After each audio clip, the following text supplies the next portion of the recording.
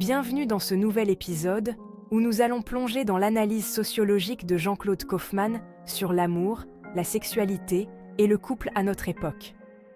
Kaufmann, expert reconnu dans ce domaine, nous invite à comprendre comment les relations amoureuses ont évolué face aux changements sociaux et pourquoi les couples modernes se trouvent dans une quête perpétuelle d'équilibre entre l'individualisation, les attentes sociales et les désirs personnels.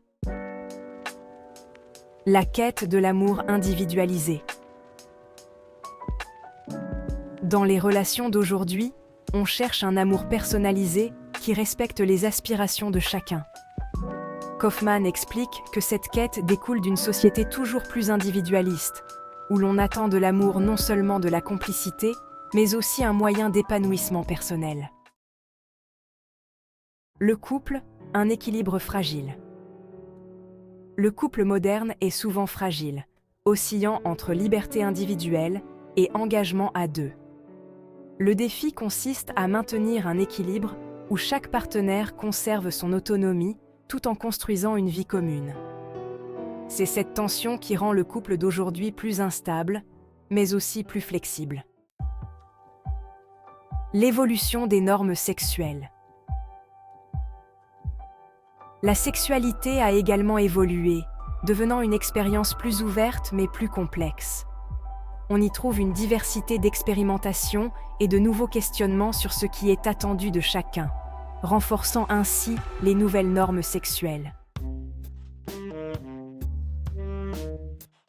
Le plaisir sexuel est désormais central dans le couple moderne. Il ne s'agit plus seulement de reproduction ou d'obligation conjugale. Le plaisir, tant physique qu'émotionnel, devient un pilier fondamental. Toutefois, cela entraîne des injonctions à la performance, ajoutant une pression supplémentaire dans la vie intime du couple. Avec la montée des attentes, complicité intellectuelle, compatibilité sexuelle et soutien émotionnel, les relations sont plus fragiles. Satisfaire toutes ces attentes est un véritable défi pour les couples, et les insatisfactions peuvent souvent mener à des ruptures. On observe l'émergence de nouvelles formes de relations telles que les couples ouverts et le polyamour. Ces modèles explorent la fidélité et la non-exclusivité d'une manière nouvelle, tout en impliquant une communication plus profonde et une gestion émotionnelle délicate. Kaufmann insiste sur l'importance de savoir gérer les conflits. Il n'est pas possible d'éviter les tensions, mais la clé réside dans la manière dont les partenaires y répondent. Il préconise l'utilisation de la communication empathique et de la négociation pour maintenir l'harmonie. Le poids des attentes de la société. Même si beaucoup de couples tentent de se détacher des normes sociales, ils restent influencés par la société. La réussite dans l'amour et le couple est souvent une pression sociale importante, créant parfois des frustrations chez ceux qui peinent à répondre à ces attentes. Le couple à l'épreuve du quotidien.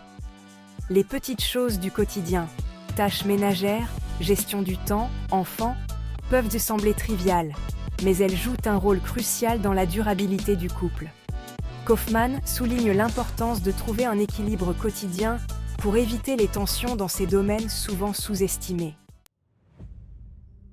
La place des réseaux sociaux et du numérique.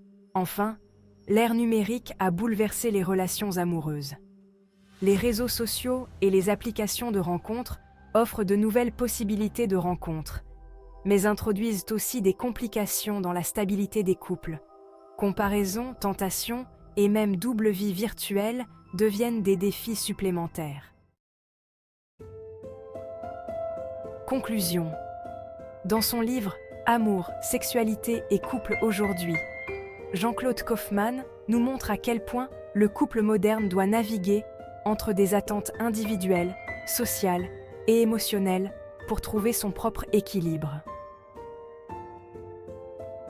À l'ère de l'individualisation, de la diversité sexuelle et de la révolution numérique, les couples d'aujourd'hui doivent constamment s'adapter pour rester forts et épanouis.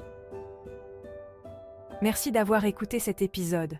Si vous avez aimé, pensez à partager et à vous abonner pour ne pas manquer nos prochaines réflexions sur les grands enjeux de la société moderne. À bientôt pour un nouvel épisode.